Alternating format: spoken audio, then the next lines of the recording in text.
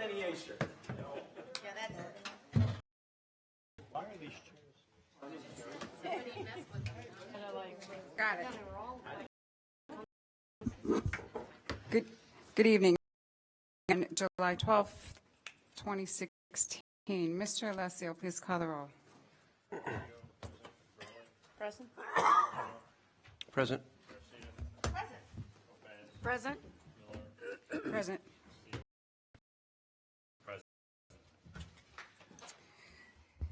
Thank you. Please rise for the pledge.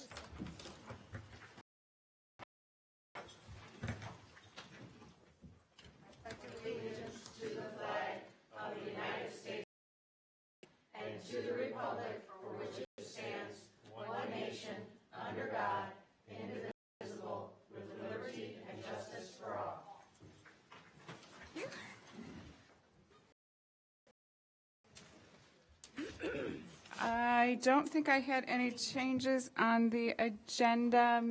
No, ma'am. Okay, motion to approve the agenda. So moved. Yeah. Aye. Aye. Aye.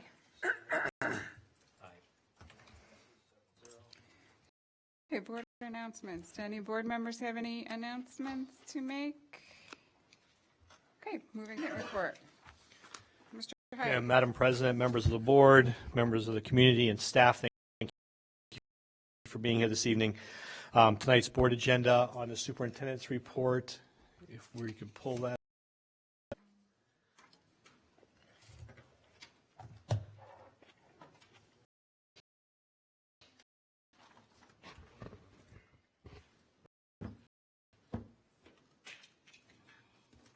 There we go.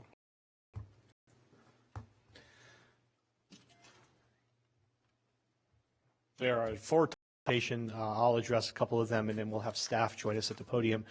The first is to Cambridge Lakes Charter School and the progress to date as we work towards a possible renewal. The summer construction projects update. It's important that the board and community be apprised of all of the work that's taking place that's been approved through the Finance Committee and also our facilities committees. The employee wireless, the elementary wireless, I don't have my glasses on, and I was looking at the last far when I apologize. The elementary wireless project update. Last board meeting, I promised you would receive an update.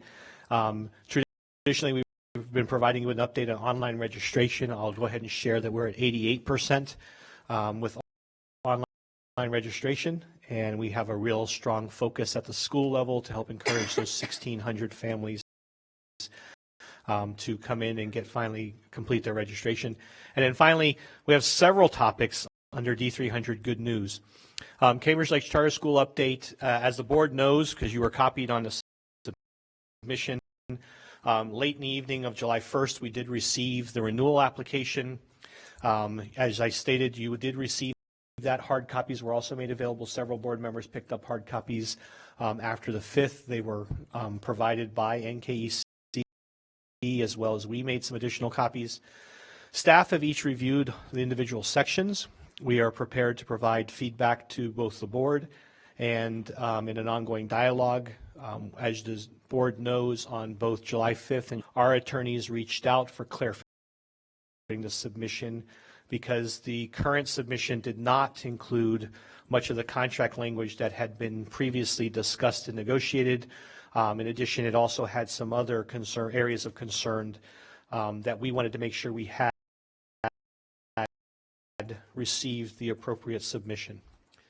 We did receive confirmation from the NKEC attorney or the attorney representing NKEC yesterday and then again today, this morning, confirming that the contract is open for discussion and continual renewal.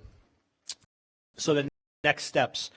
The administration and the D300 board will review and address any questions or concerns that we encounter in the application. The board has had the application. You also have our version of the redlined contract language. We would ask you to provide your own feedback and questions as well. We are prepared to provide a summary in the upcoming week. And the only other thing for the board as it relates to next steps and for our community is in accordance with school code in Illinois, we we must take action on the renewal submission within 45 days. The steps that have to be addressed are the public meeting, a formal presentation by the district and NKEC as it relates to the renewal application.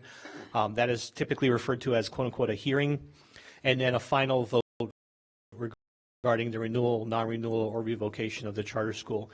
As you know, currently revocation is not a topic of discussion, but it's included because that's basically some of the options that the board faces.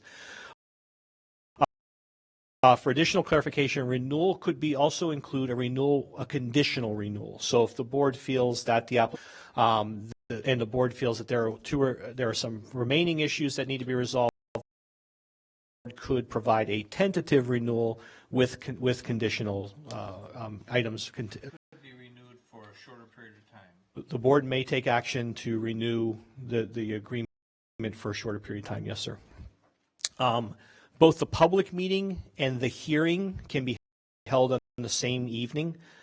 So basically similar to the public forum that we held at Hampshire High School, we could provide an opportunity for both District 300 administration and KEC management to provide a formal presentation, followed by public participation. The board then in open session would discuss your final recommendations, and you would provide direction to myself and to our attorneys to draft a resolution that basically aligns to your decision. The board does not vote at that meeting. You make a recommendation to us to draft the resolution. At a subsequent board meeting, the board will adopt the resolution formally. So. And the adoption of the resolution, that can be outside of the 45 days, that board meeting for that? My understanding is it must take place within the 45 days. So and the timeline that we're on would require that all of this to be completed by August 15th. I'm looking at Ms. O'Keefe to make sure I'm correct. Mr. Fiorentino? So, Mr. Hyde, then the one meeting we do have set is in that window of 45 days is August the 9th. So then we would have to make that take that action of adoption. So we would need to have a meeting prior to that or prior to that night.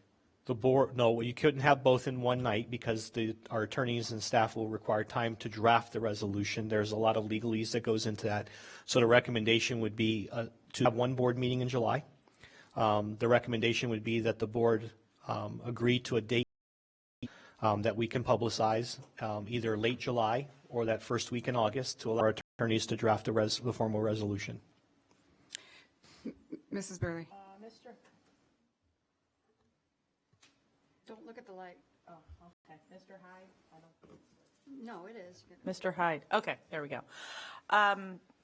So if this is something that you're continuing to work on with them, does that push back that 45 days? Does that affect it? Because it does not. The only way the 45-day time constraint is adjusted or eliminated is if the charter school submits something in writing stating that they would allow us additional time because we're making progress towards the renewal.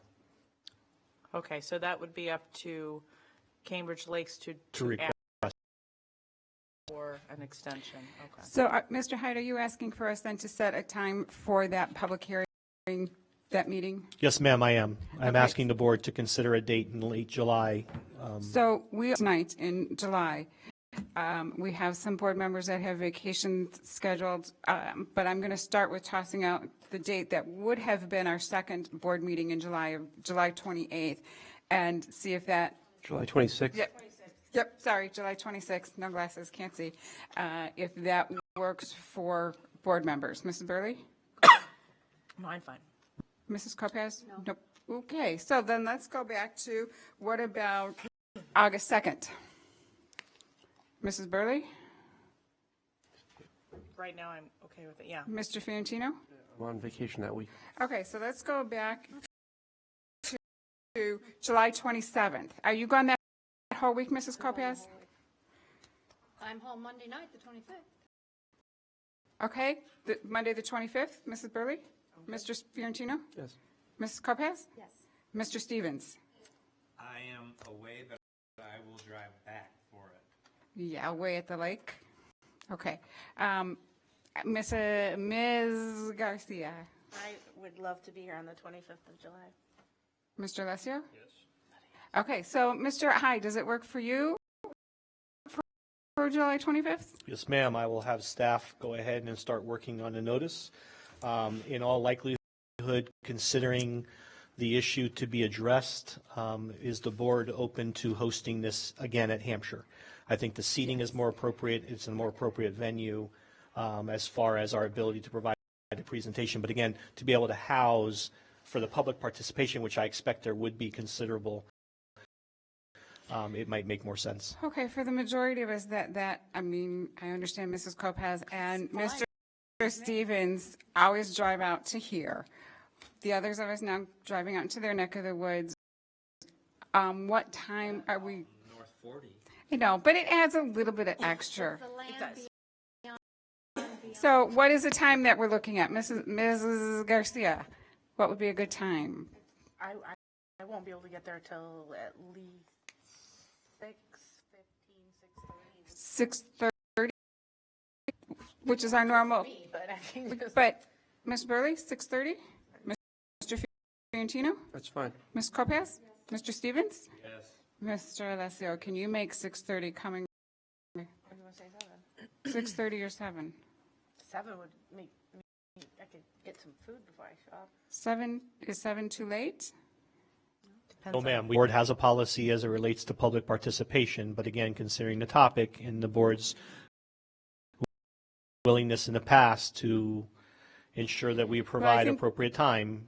If we start at 7, whether it's at 6:30 or at 7, so do you guys want to have that time start at 7 going out or at 6:30 going out? I would say 7, give the people that have to travel a long way to the Thank North you. 40.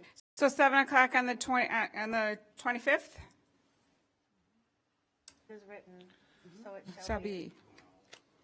Yes? So clarification through council, I apologize, especially after all the work you just did in solidifying a date. The board, 30 days after the public hearing in which to make in which to vote and adopt a resolution. Okay, but that's okay. We can still have the hearing on the 25th. Yes, ma'am. I mean, we got a date that we're all good with and a time. Let's hold it on the 25th. I was reluctant to even share it, but for sake of transparency, But that's good That doesn't because usually happen.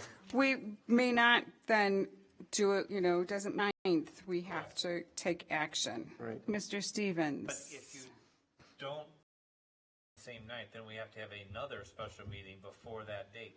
no, No. the 30-day clock begins after the 25th, so we would have 2 meetings in August in which the board could adopt a resolution.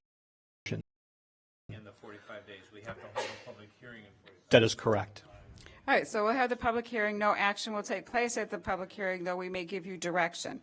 And then either on the 9th or the 23rd, we will take board action on a resolution that will be within the 30 days after the public hearing, unless we hear a request from Cambridge Lakes that waives the 40. Yes, ma'am. Okay. And Mr. McGinn and Ms. Keys, I will work with you and Mr. Chester to make those arrangements along with Mr. Dirk. And just something to keep in mind is that Mr. Fiorentino nor myself will be here on the 9th. Right, so it would be, now though we know we can wait until the 23rd to actually. Okay, so moving on, was there anything else under Chamber Lakes? No, ma'am. Okay. Cambridge Lakes.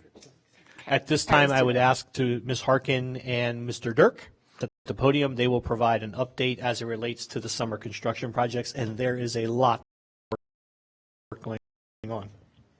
But it'll be a short report, right? Yes.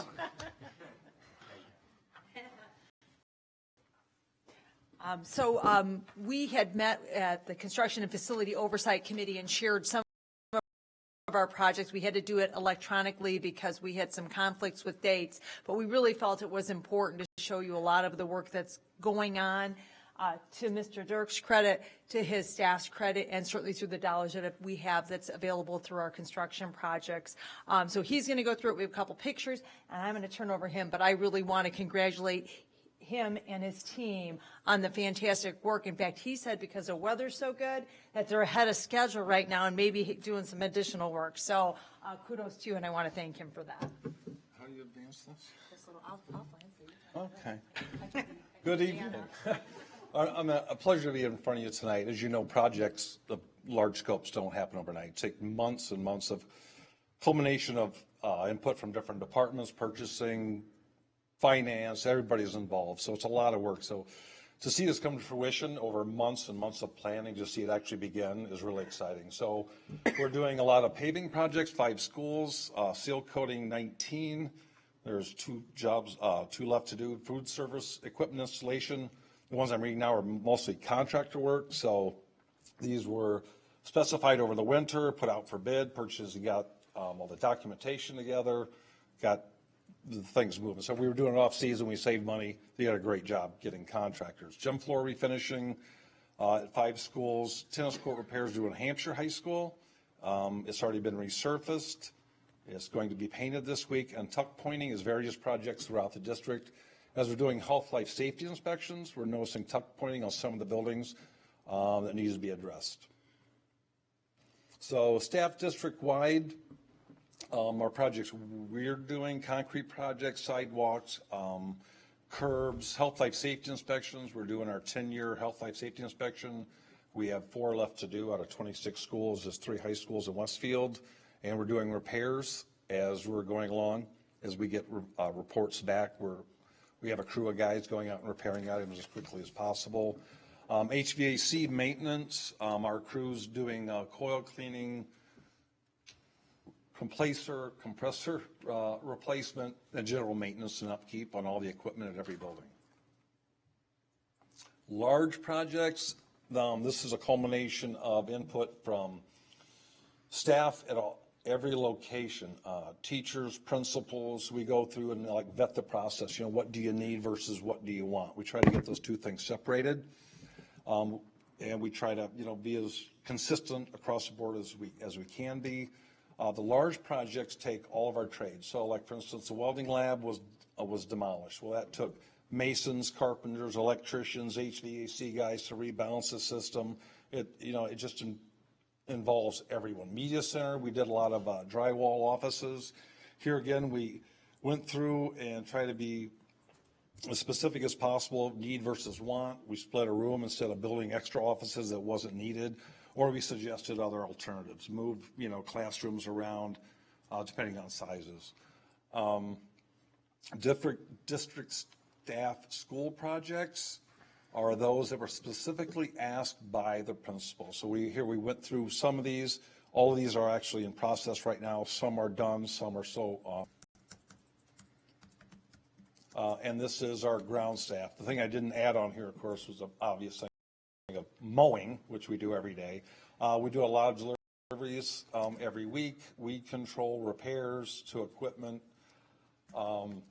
We're doing a lot of warehouse moving, but these guys have done a fantastic job. We're repairing all of our own equipment when needed. If we have to farm it out, we do, but most of the stuff we're doing on our own. So these guys have just done a phenomenal job of taking ownership in everything they do. This is CMS gym floor refinishing in process. You can see the blue tape is going to be painted. It was painted 2 days ago. This is the welding lab, which is going to be the new small engines room. This is emptied. The walls have been painted. The floor is going to be recoated, ground, and epoxy floored this week. This is a sidewalk, about 150 feet of sidewalk at Sleepy Hollow Elementary School. It's in process, being torn up. No, I was going to please point the condition in which it was after yeah, this some is demo. repaired. Yeah, this is being torn up and going to be replaced. Time to challenge the children. Bestmore Curb at Sleepy Hollow. This is Jacobs High School walk-in freezer. The old one was written up by the health department several times, so we decided to replace it.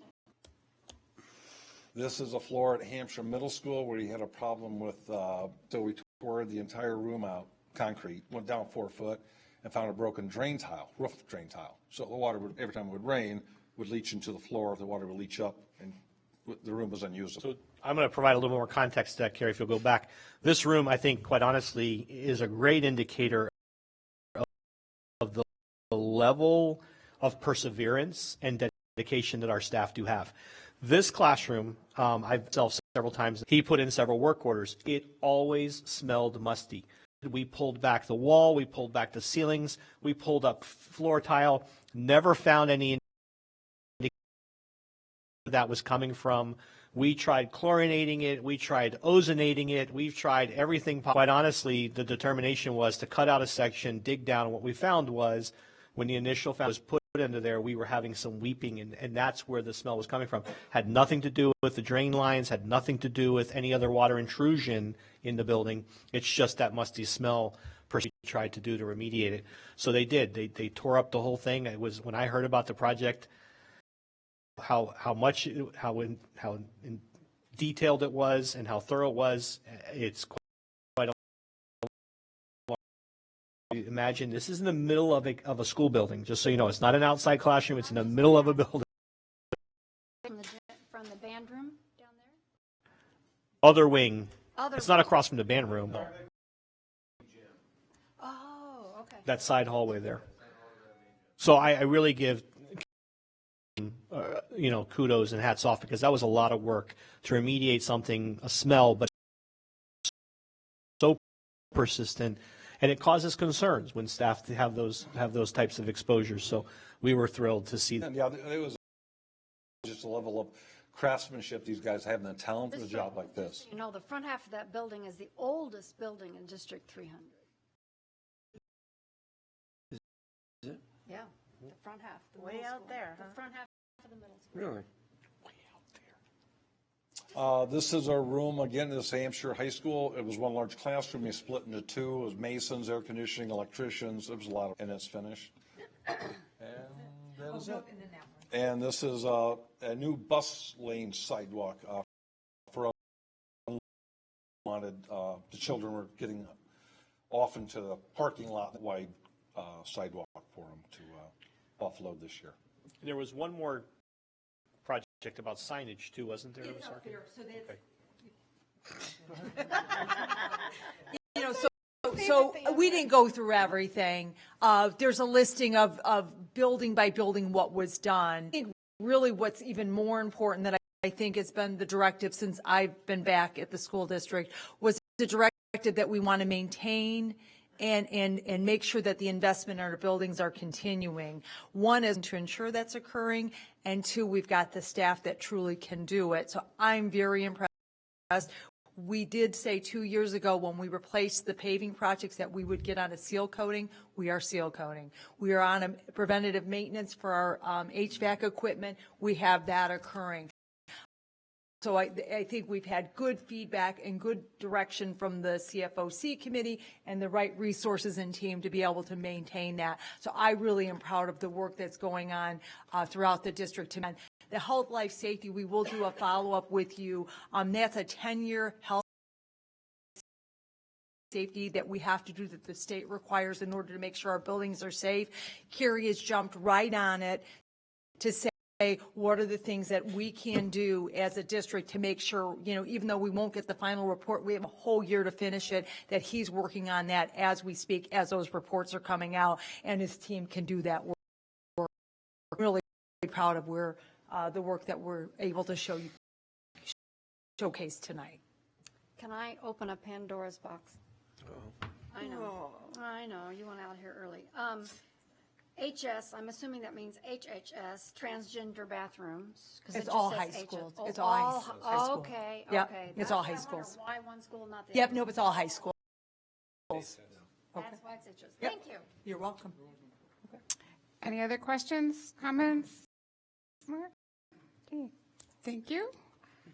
Mr. Emmerson, please join us. He'll provide an update on the elementary wireless project. As you know, this is related to our one-to-one launch and initiative. So, Mr. Emmerson. Good evening and happy Prime Day. In case you guys didn't know that. Oh, yeah. So give you an update on elementary wireless. It's one of the big undertakings for the district for getting prepared for the one-to-one rollout. The project is going well. We've contracted through Ron Jones, as you can see by the timeline.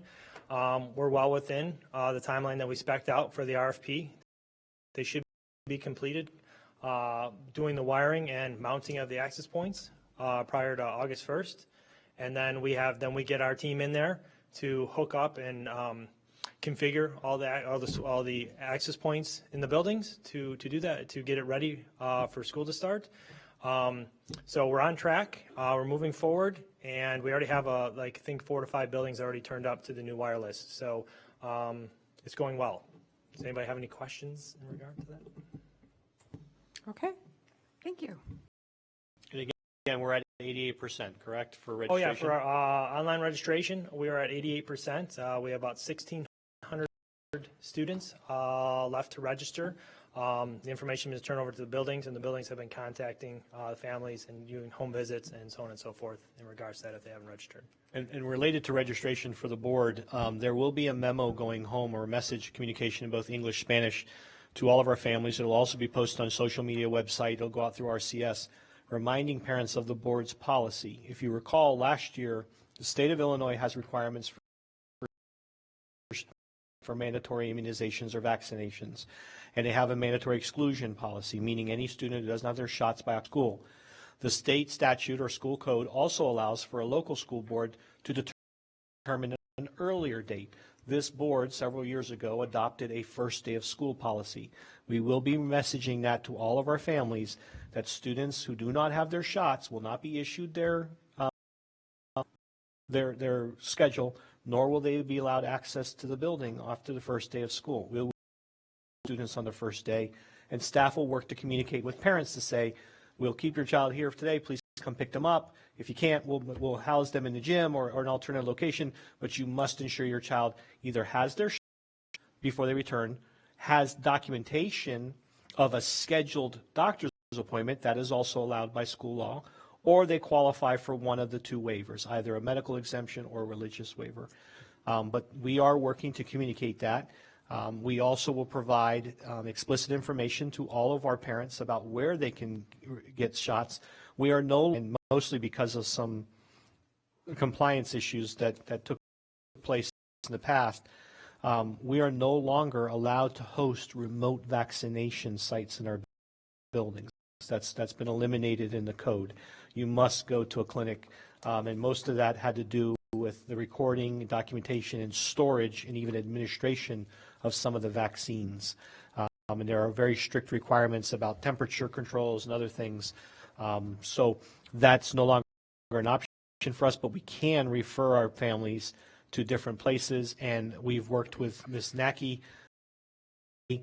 Some of the options we can also provide our families is we can provide bus pass waivers and other things to help facilitate their ability to get to clinics and locations where students can secure their shots. Our goal is not to exclude students, but we do want to honor the board policy and ensure that we are compliant. So. Ms. Garcia? Mr. Emerson, could you go back one slide? Please. So the 3, well, no, you went back and then forward. Got me dizzy. Oh, that one. Where PES, MES, and J says needs infrastructure replacement. It looks like the turn up is obviously well after school has started. Yep. Actually, there's 4 schools, it looks like. Those are all the title schools. How is that going to affect the students? Are they not going to get their devices? Are they not going to have access to wireless at all? So those buildings will have the wireless that's currently contained in, and the reason that those were chosen as last is because of the ELA adoption, ELA as the ELA curriculum, which is why they were chosen to be last, because it was ELA adoption that was for the other buildings. So, question exactly. So yes, they'll have, the devices are still being delivered. They still have the usage of the devices during that time. It'll be potentially a more limited fashion because we don't have as much saturated wireless as an access point per every classroom as the other buildings will have, but they'll still have their current wireless that is housed in the hallways that facilitate 4 to 5 classrooms. Thank you. Back to registrations, do we have any way to identify how many Cambridge Lakes kids have enrolled? We do not. The only means that we have to track those students is report them as their submission and their invoicing. And then we verify their enrollment at the beginning of each year. Lori Novak, the district's auditor, goes out and verifies student enrollment to ensure that they're D300 students and that they've met the residency requirements and other factors. We do that annually at the beginning of each school year. Back to the one-on-one devices. Frantic, worried mothers of boys in grade school that are quite concerned over sons carrying those devices around. Can you give me any words of wisdom that I can share with them? As far as the internet, it is being secured through Not the internet, net nor the filtering. safety of how the device Oh, will be protected. So there's cases that we're providing with the device. It's a hardy case. I don't have one with me. I can certainly give you an example and show you what it is, but it is has padding on both sides. It's protected around the corners, and so on and so forth. So it's a pretty Aren't they ruggedized also case. paying for insurance on the? They are paying for insurance. We have 4-year. Yeah, there is a deductible, $25 for each instance that a device goes through, depending on how if the device is if it's malicious, then it is. If it's something that's a manufacturer warranty or something that would be covered under that, there wouldn't be something that would charge for that.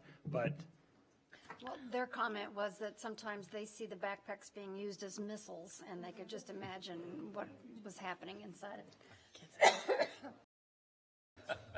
I think ultimately some of the care issues are also addressed in the one-on-one trainings for parents and obviously students. What's typically been found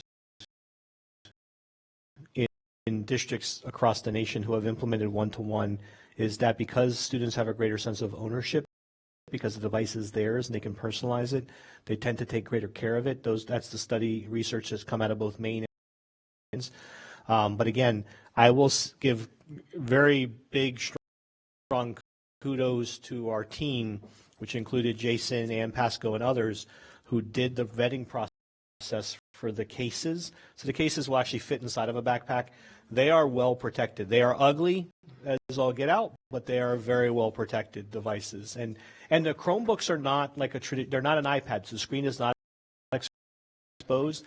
They are hardened to a certain extent because they're student used across the nation. So I think they've learned lessons as well in the manufacturing design. We have the latest version of the Chromebook is what we've utilized, and so I think we're going to have some benefits as well. And some of the screens now are a little more flexible than they have been in the past. What about when the parents are asked to come to the school for their one-on-one, what is the purpose of that meeting?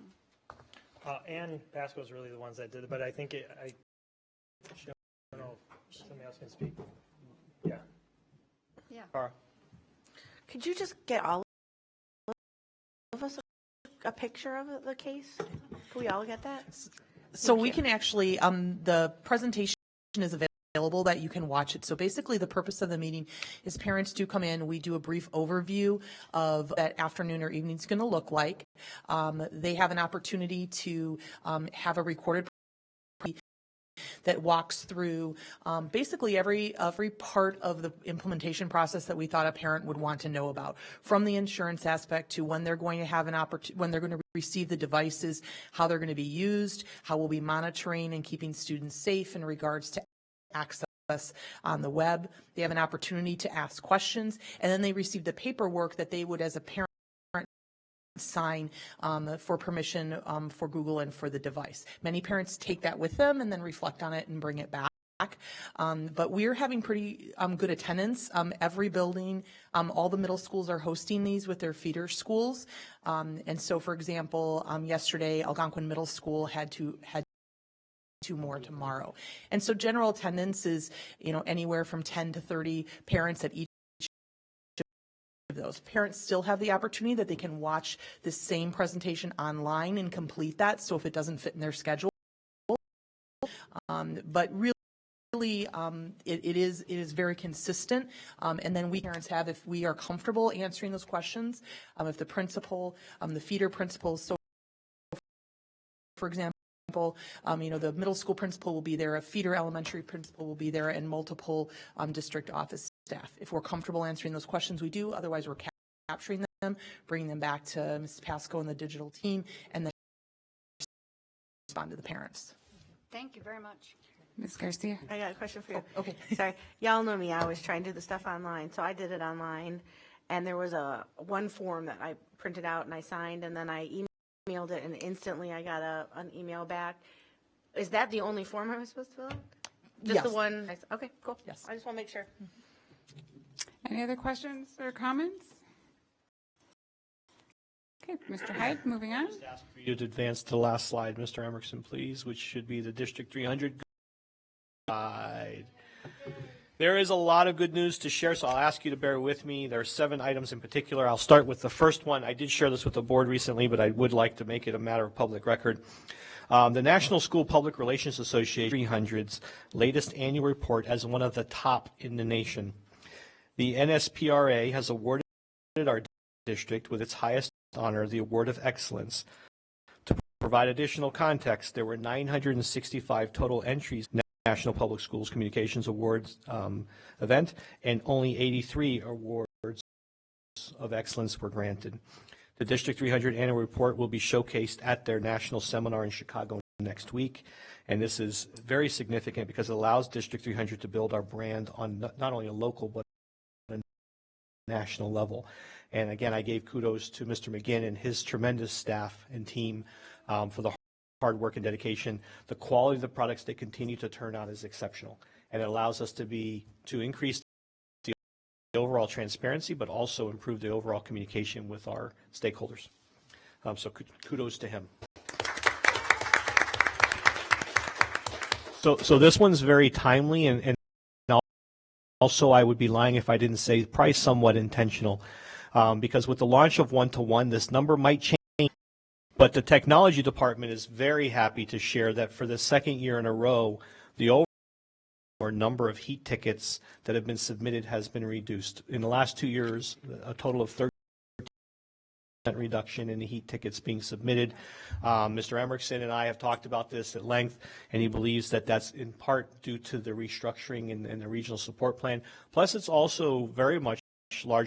In part, and I'll give kudos to some of our principals in the room and other leaders, that we've given teachers better skills and better training on how to address their internal classroom issues rather than always calling when there's a minor issue. I think our teachers have become more capable and more comfortable.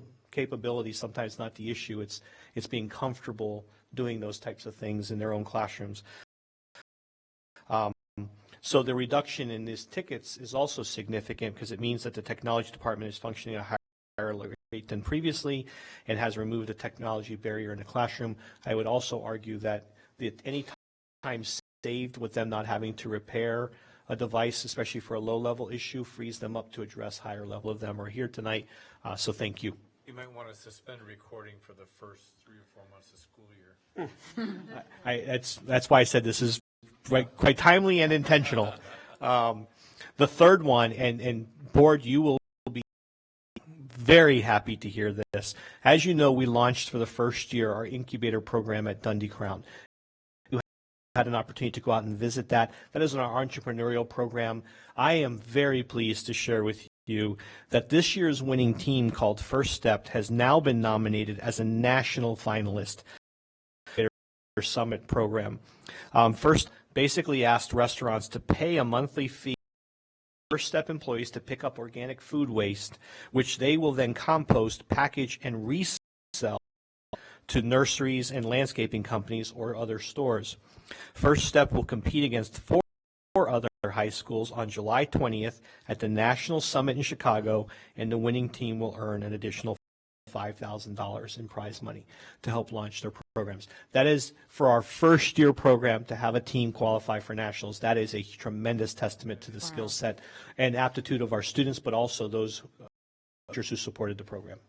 I would like to point out that there was a lot of concern in the community why that school was picked, and I'm so proud that they are showing that it was the right place at the right time. Congratulations. Thank you. Congratulations to our staff and others. So they really worked hard at that. Number 4, Newbert, DeLacy, and Sleepy Hollow have earned PBIS awards and recognition. 3 of our schools were recently earned recognition from the Midwest PBIS Positive Behavior Intervention Support Network for their outstanding implementation of that program. Newbert Elementary School earned a platinum recognition, and both DeLacy and Sleepy Hollow earned gold recognitions from the network. Schools will be featured in the Midwest PBIS Network's website and will be added to their map of recognized schools. PBIS is a way for us to shift away from an accountability process of just ultimately consequencing students rather than administering discipline in that manner. We encourage students to take more positive approaches and take greater ownership through affirming those positive behaviors. And those PBIS programs can take on a variety of different formats, from classroom parties, free dance tickets, but kudos to those schools for having done that to build that culture in their buildings. Item number 5, we development program. Ms. Burley commented about this at our last board meeting. Cheryl Fredrickson is our D300 Director of K-12 Social and Emotional Learning. That is her new title. And recently hosted the Restorative Practices Professional Development along with the Juvenile Justice Council and the Kane County Regional. The event was a huge success and was well attended. Participants included a D300 board member, Ms. Kathleen Burley, the Assistant State's Attorney, Lark, is it Cowart? RENS, which is the group that works with our substance abuse issues, D300 staff, and many of our neighboring districts. This program is being recognized across the region as a stellar program being led by Ms. Fredrickson, and I understand that her spouse helped her with the training this time. But this is also instrumental. The board did provide direction for us to revisit our peer jury, an instrumental part in that. And so I'm very proud of the work that Cheryl and her team have done to bring restorative practices, not only the philosophy to our district, but to have it become something that's actually being implemented effectively at the building and classroom level. So kudos to Ms. Fredrickson and her team as well.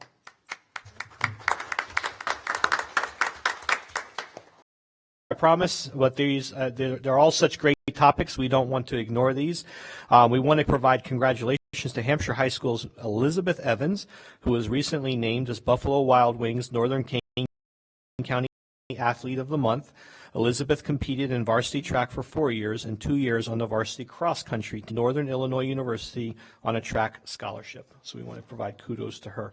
And clearly the board and others are aware of our former Jacobs student who qualified for the Olympic trials. And I want to make sure I do his name justice, and that is, oh goodness. Avid. And there you go. The entire community knows who I'm talking about. The last item, Mr. Stevens, do you have anything else to comment on that? No. Okay. Stuff the bus.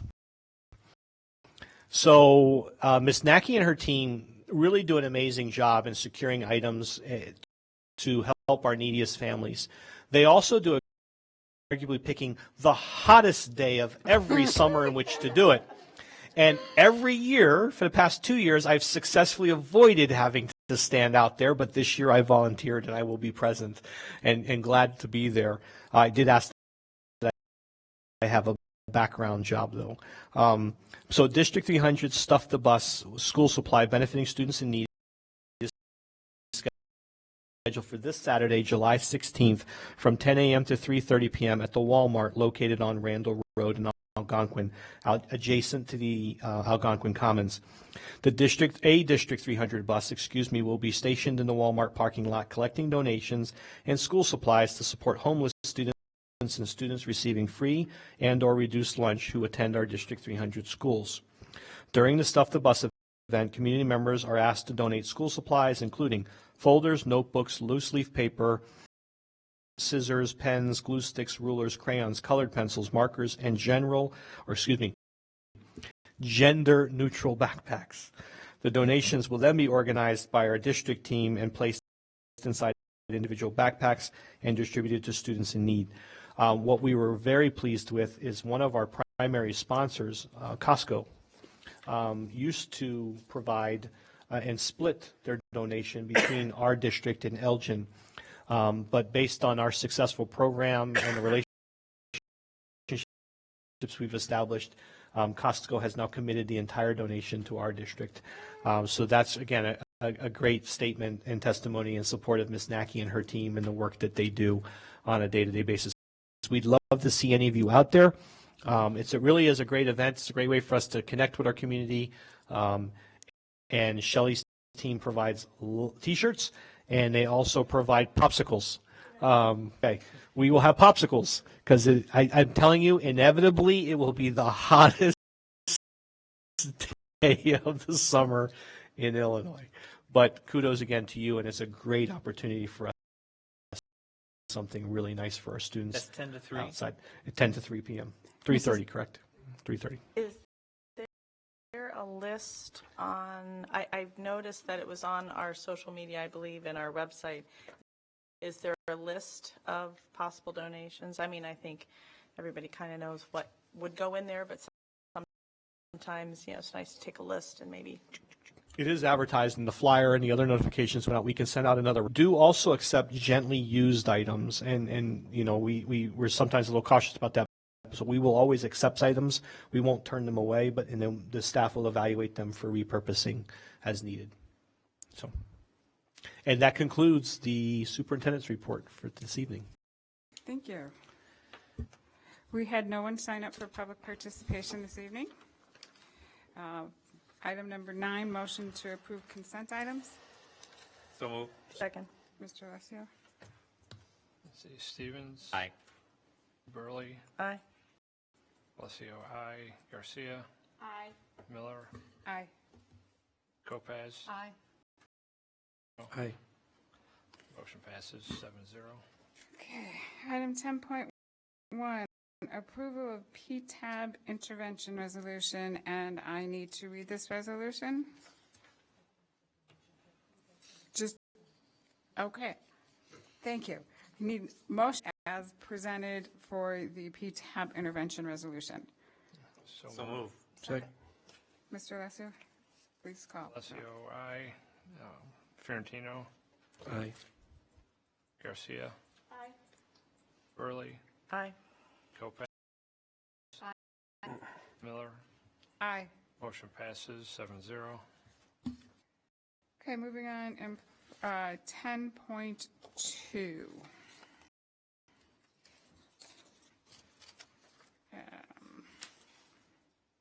Except I need a there first.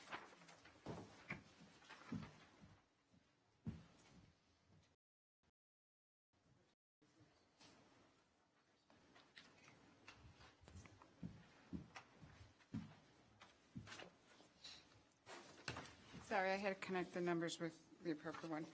This is a resolution of the Board of Education, and so this is item 10.2, employee discipline case number 8, and I need to read this one.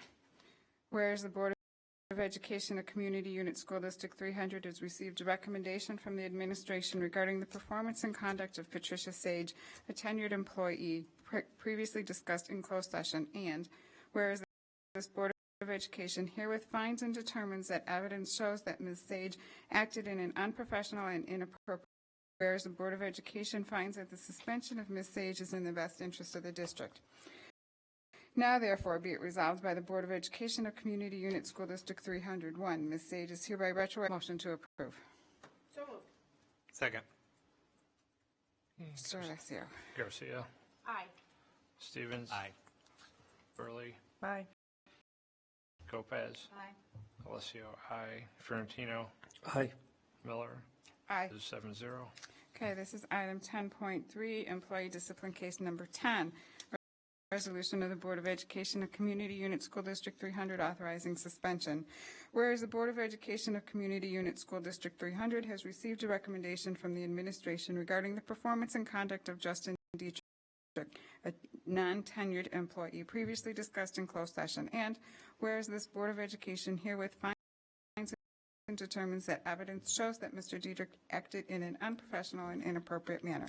Whereas the Board of Education finds that the suspension of Mr. Dietrich is in the best interests of the district. Now, therefore, be it resolved by the Board of Education of Community Unit School District 300, 1, Mr. Dietrich is hereby retroactively suspended without pay for 1 day. Motion to approve. So move. Second. Mr. Alessio? Stevens. Aye. Miller. Aye. Ferentino. Aye.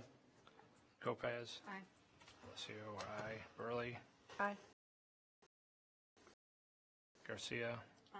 Motion passes 7-0. Okay, item 11, Board Finance Committee. Any updates? No. Meeting August 1st. And I think the same with construction and facility oversight, other than the updates that we have here tonight. We're meeting August. Mrs. Burley? I have a brief update. Just everybody's read in the news about the budget that was passed, at least a 6-month budget for the state. There were funds, Senate Bill 2047, created funds for K-12 for the entire school year. It was a $50.6 billion increase. $8.6 billion of that is for GSA, which funds us. Included in that, interestingly enough, and I haven't had a chance to speak with Mr. Hyde and Susan Harkin about this, but it did include school construction grants in a part of that. So I don't know how that's going to affect the CDB possibilities. I guess it'll depend on where we are on the list, but we'll keep on. How much money was into that piece? Well, I know that 33.6 billion was and things, and a portion of that was, so I don't know yet how much of it was, but I'll let you know as soon as I see what happens. No, Susan? Oh, okay. Yeah, so we'll kind of look into that and see what we can find out. That would be interesting. Just so you do know that District 300 on the list for the most amount that we would receive over and above last year. So out of appropriations, according to the numbers from ISB, District 300 will receive an additional $5.9 million for 17-18. Of course, don't hold your breath that you'll get that. Yeah. But yeah, so that was it was signed by Governor Rauner, so that's good for us. So that's my update. Anything else? Okay, motion to adjourn. All in favor? Aye. Thank you.